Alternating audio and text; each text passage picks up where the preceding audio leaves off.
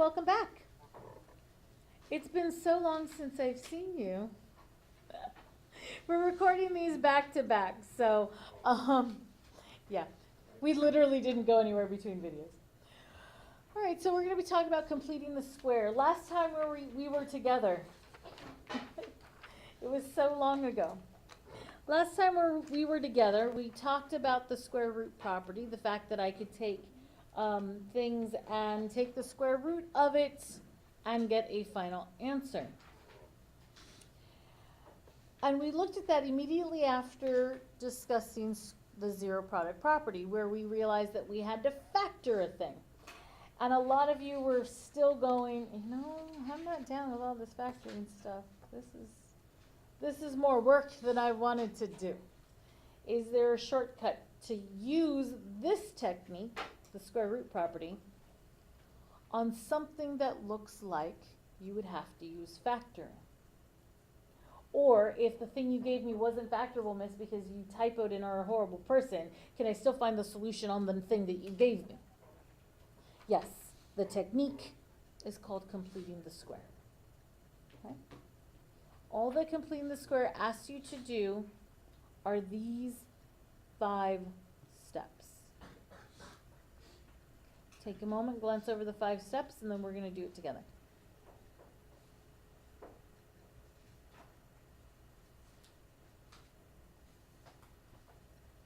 All right, completing the steps works when A is 1. I will also show you how to handle it when A is not 1. But here's the first step in completing the square. First step, do you see the thing that we've called C this whole time, the thing that doesn't have a variable? Get it out of the way. Move it to the other side of the equation. Okay, that's step number 1. Now here, normally I'd bring the equal sign really close, but this time I'm going to leave myself a gap. And I'm leaving myself a gap because I'm going to add something into this equation and I want room to write. We have to figure out what we're going to add to the equation. You're going to figure out what B is. There's B.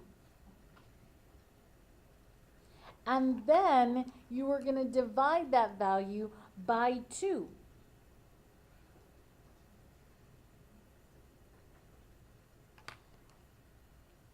Then you're going to take that value and you're going to square it.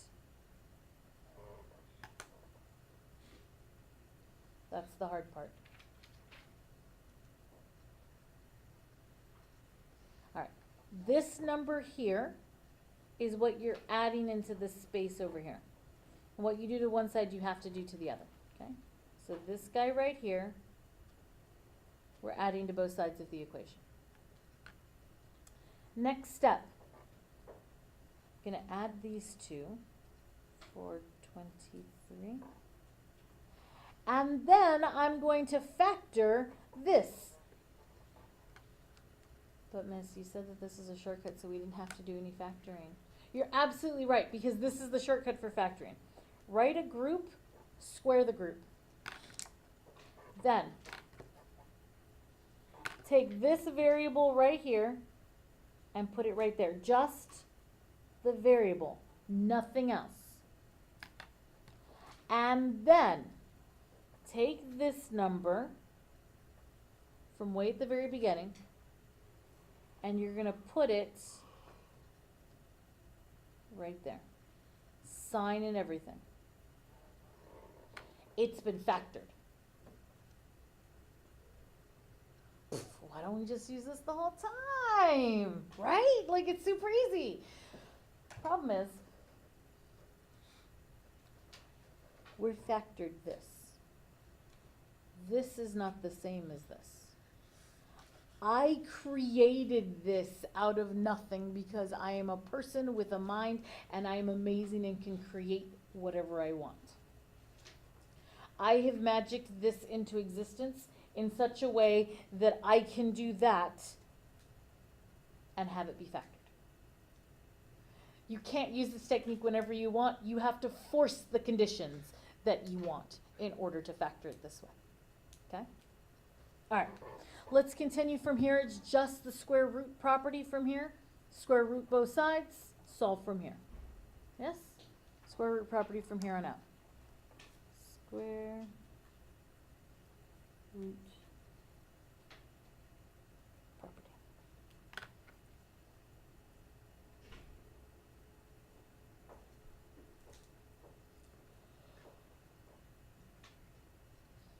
Which then I write as two different equations, one following the positive version of life, one following the negative version of life.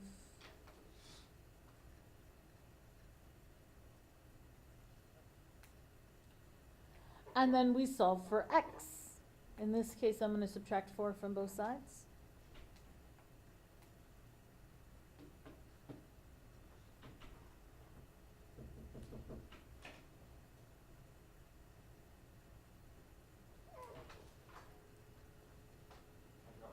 No problem. This one right here. Okay. Notice I'm not adding the 4 to the 23. The 4 is outside of the square root. The 23 is inside of the square root. Noticing I have to write an addition or subtraction between the 4 and the square root of 3. You don't write that symbol. You say multiply. And we are not multiplying. We're adding or subtracting. Easy enough? The hard part was this mess because it's new. So let's flip the page and let's go do a couple more examples of this. I will not work out the final square root property. Okay? That was previous day's stuff. All right, let's do this first one. I've got a C here. I want to get it out of the way. I need some space. So how do I get rid of this C value? I'm going to move it to the other side by adding it. So I'm going to add it. X squared plus 4x. I'm going to leave this space empty right here because I'm going to fill it with stuff. The stuff I'm going to fill it with is I'm going to take b and I'm going to divide it by 2. What is b divided by 2? 2. I'm going to take this number, which is b divided by 2, and I'm going to square it. What is 2 squared? 4. This is the number that I'm going to add in this space, and I need to put it on the other side of the equation.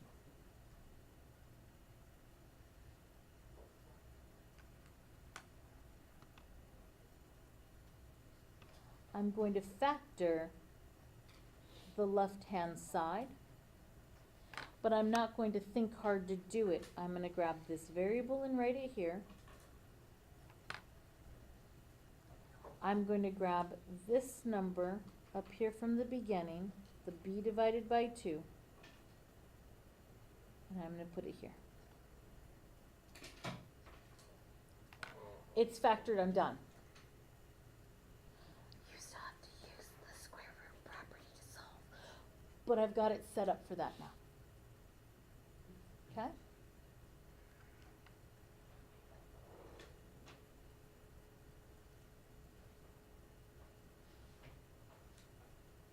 We're going to do one last one, the one under this. Okay? One last example, and then we're going to call it a day. We're going to look at this. Look at this one. Completing the square works only when that number, A, is 1. It's not 1. I got to get rid of the 3. I'm going to divide everything by 3. I'm going to divide this by 3, and this by 3, and this by 3. A positive 3, please, hand, not a negative 3. When I divide the first term by 3, the 3's cancel, and that leaves me with h squared. Dividing the second term by 3, I get a 3. I'm going to leave a space because I don't have a c value to move over, so I'm going to leave myself a space. And 24 divided by 3 is 8. Now I'm going to complete the square. I'm going to take b and I'm going to divide it by 2. Negative 3 divided by 2 is negative 3 over 2. Leave it as a fraction. I'm going to take this value, b divided by 2, and I'm going to square it. That means negative 3 over 2 squared. But what does squared mean? It means it's the thing times itself. Negative 3 over 2 times negative 3 over 2, this is a fraction times fraction. How do you handle fraction times fraction? Multiply across. Do not cross multiply. That is when you have fraction equal fraction. This is not fraction equal fraction. This is fraction times fraction. Multiply straight across. 3 times 3 is 9. 2 times 2 is 4. This is the number that I'm going to add to both sides of the equation. One in here and one's over here.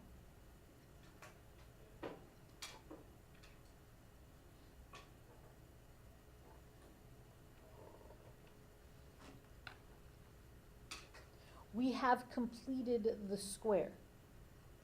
In order to solve this completing the square problem, now I have to factor the left-hand side. Which at this point, some of you may be panicking. I can't factor that, there's a fraction. Because in all the factoring, I never gave you fractions. Relax. We made this special, so that way we could use a shortcut and not have to try to think through how you factor that. Because with this setup, with the completed square, your factoring is take that variable, write it down. Come to the very first thing that you did and grab that value and put it here. Take its sign with you. It's factored. And if you don't believe me that this is factored, it's fine. You don't have to believe me. You can prove it to yourself. Take this thing, write it that you have to multiply it together, and then do the distribution FOIL method thing, and you should get this up here. Okay? So if you're sitting there staring at it going, I call BS. No, that doesn't work. Prove it to yourself, it does. This is 8 times 9 over 4. And now we have to add fractions. Yeah, least common denominator. Get those denominators the same, add the tops, and then this becomes just like the others. Shall we do that one real quick and end the day on that? Yes. Okay. All right, so I'm leaving this alone for now.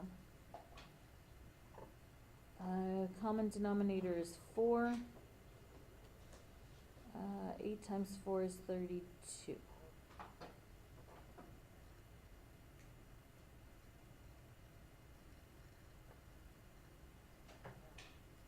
And now it's set up for my square root problem. To get rid of the square power, I'm going to take the square root.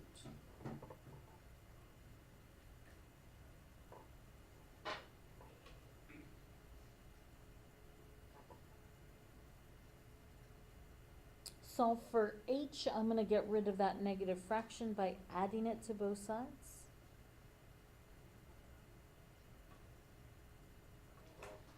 And I'm going to leave that there as is. It's not completely simplified and cleaned up all the way, but it's good enough for now. We'll do the rest of that tomorrow. Okay, but we'll call it done as of here. Thank you very much.